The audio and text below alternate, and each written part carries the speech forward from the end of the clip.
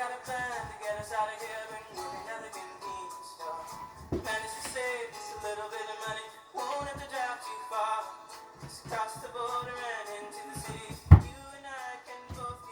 morning, everybody. Not the flattering angle. Sorry, guys. Alright, so making a little video. Show you something new.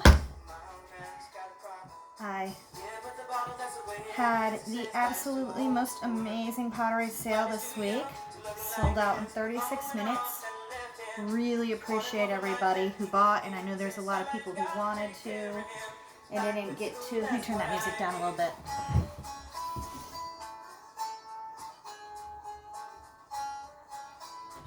Got my Tracy Chapman rolling. I'm a huge fan. Such a big fan that when I was a kid, my Aunt Gina got me addicted, and when I got my first record player, yes, I am that old, Tracy Chapman and Patsy Cline were my first two records, so clearly I wasn't one of the cool kids. But I'm still a huge fan of Tracy Chapman and Patsy Cline. As a matter of fact, my cat's name is Patsy Cline. She's amazing. But I wanted to show you guys something new I was experimenting with. And I don't know that it's going to come out real great on video, but we'll try it anyways.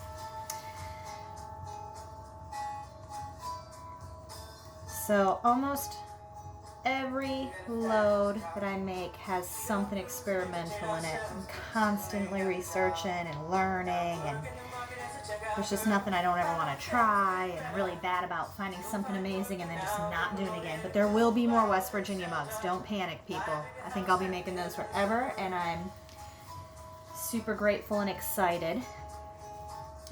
But I really wanted to do some marbling.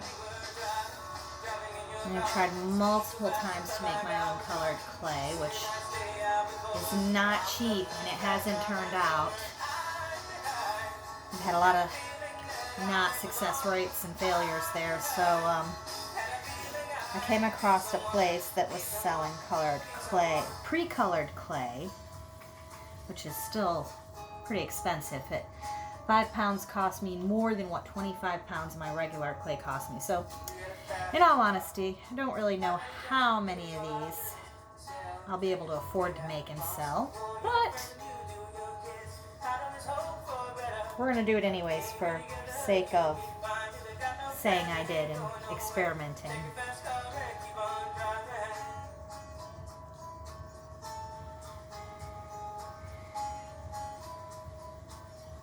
So what we were doing was coning and centering.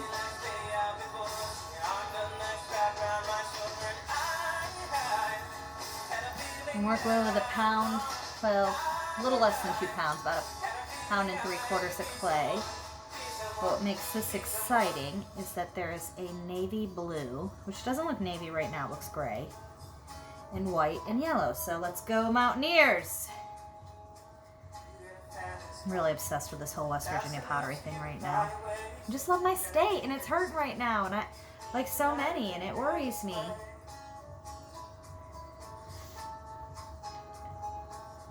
So, if you are one of the many people that have reached out to me for West Virginia pottery, I will continue to make it, but here's the thing. I don't like making matching things. I don't.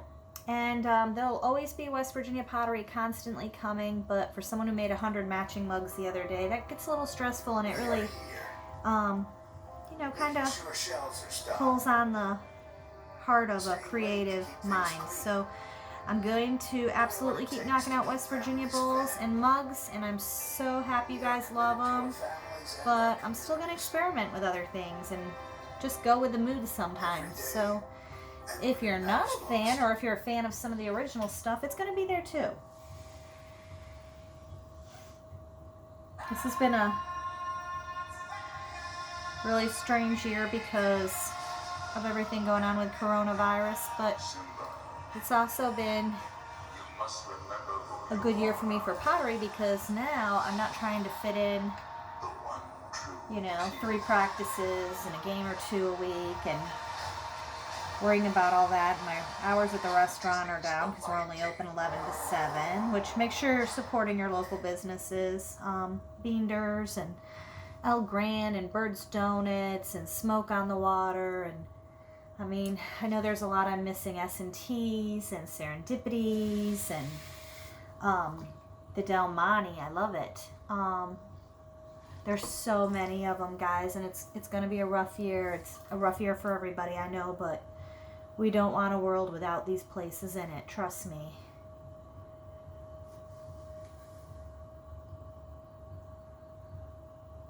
So,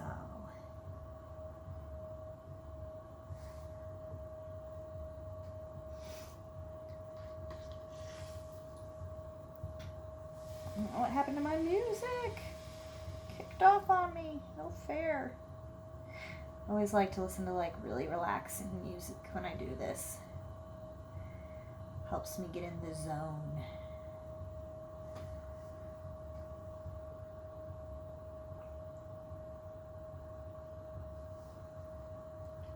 So, I always stress this, but I absolutely, absolutely love playing in this mud. And, you know, it has a rough life. I have to beat it and wedge it before I even get started. And then I throw it on here, and sometimes I gotta be, ooh, that's a little harsh with it. Sometimes we have pep talks, and I'm like, look, you wanna be beautiful, you wanna be loved, you need to get your act together and shape up here.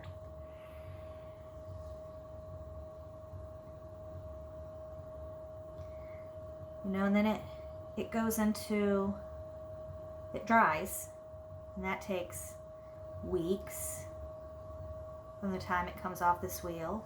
And then it goes into the kiln, and it's fired up to 1945 degrees. And just when that seems like it's probably as much torture as a person can stand, then it goes back into the kiln after it's glazed and fires up to 2200 degrees. So it really does go through hell to become something beautiful for you. And it deserves your love. At least I think so. Alright, so this one's looking pretty good, but I like to go back and just readjust the shape a little. Put a little fat belly on it. I keep telling myself things look better with fat bellies. I think I'm trying to convince myself more, but I know pottery definitely does. Probably not me. It doesn't matter. You know what? I have had a fantastic life. I have been happy, and I am super happy to be able to bring you beautiful things to make you happy. I have to put these little foots on all my stuff. Okay, so this is the exciting part, guys. This is where the magic is supposed to happen on these marbled pots, and I have a feeling with these colors it's going to be really hard to see. But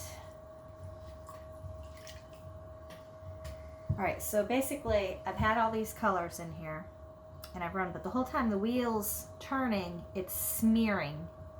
So everything's just all smeared together and you can't tell that beautiful marble's in there.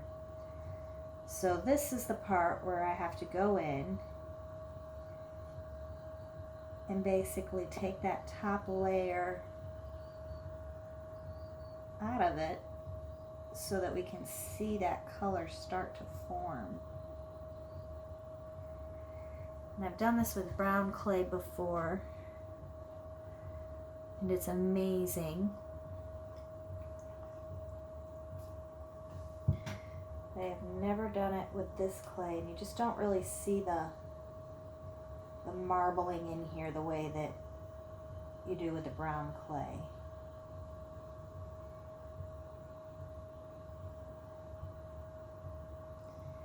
All the same, I'm starting to see a little bit of color, and when it fires, it'll be even better.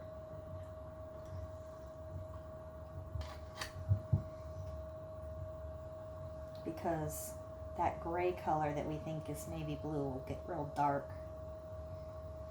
And it's a funny thing with pottery, it's a lot of trial and error because every time you think you know what something's going to look like, it fools you.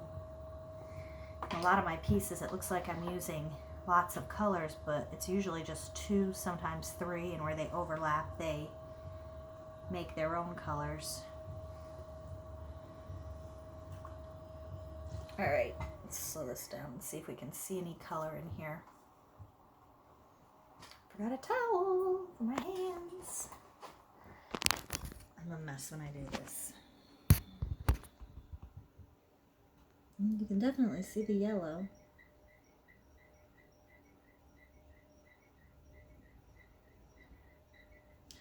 So this mug will dry.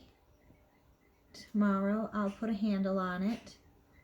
And then it's going to sit on my shelf at least 2 weeks before it goes back to the kiln. And then it's going to get glazed and go back to the kiln again. And then hopefully I'll be able to show you the finished product. So, you know, the videos are long, but if you are a true lover of pottery, it's so neat to see how it's made. And I know a lot of you have asked me about lessons. And here's the thing, I would love, love, love to be able to teach you all because I think of you so dearly as friends. But unfortunately, I do have this real job that I'm kind of attached to. And so, you know, a lot of times when I'm doing this, it's late at night or really early in the morning, and it's hard to find time to do it for myself, let alone for others. But what I can say is take a class at the Community Art Center. It's how I got started. Susan Powell's amazing. Watch lots of YouTube videos and contact your friend Desire for any advice because I can always help you with figuring things out. You know, I can show you how to pull the perfect handle and teach you how to make a lid for something. You know, whatever you need help with, I'm willing to help with that. And I just can't do it all. So check into the Community Art Center. Give my love to Susan. And I'm going to put up another video when this is over of one more, but they're long, so don't blame me if you don't want to watch them. I'll talk to you guys later. Thanks. Bye.